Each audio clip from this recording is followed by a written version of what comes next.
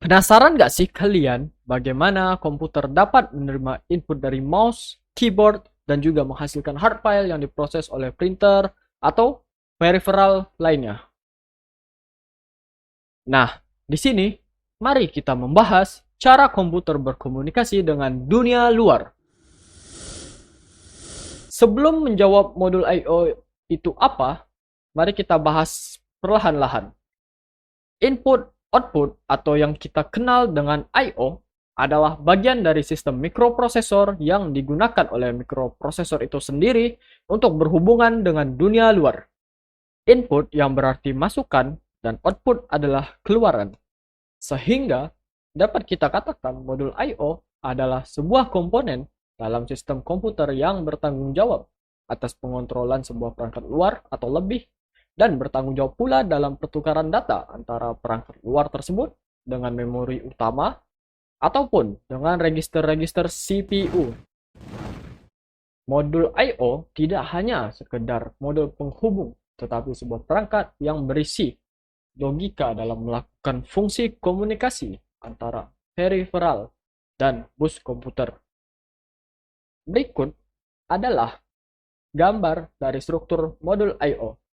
Pada modul I/O terdapat 3 jalur, yaitu data line, address line, dan control line. 3 ini adalah sistem bus. Lalu di bagian bawahnya adalah penghubung antara modul I/O dengan peripheral lainnya, seperti mouse, keyboard, printer, proyektor, dan lain-lain. Lalu, bagaimana modul I/O dapat menjalankan tugasnya? Modul I/O menjembatani CPU dan memori dengan dunia luar. Cara kerja modul I/O adalah dengan mengubah data antara bentuk digital dan analog.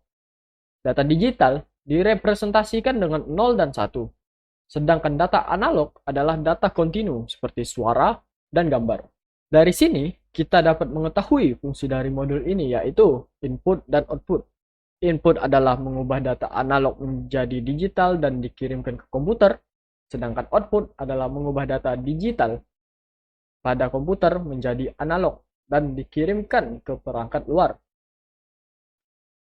Teknik input dan output ada 3, yaitu program I/O, interrupt driven, dan direct memory access atau DMA. Program I/O memiliki ciri-ciri yaitu CPU memiliki kontrol langsung terhadap proses I/O dan menunggu sampai modul I/O selesai mengerjakan operasinya.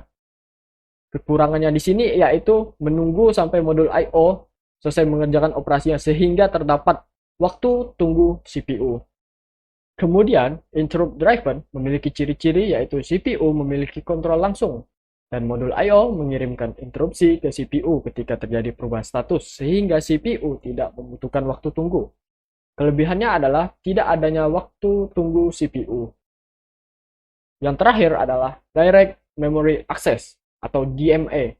DMA dibuat untuk mengambil alih pengaturan I/O dari CPU.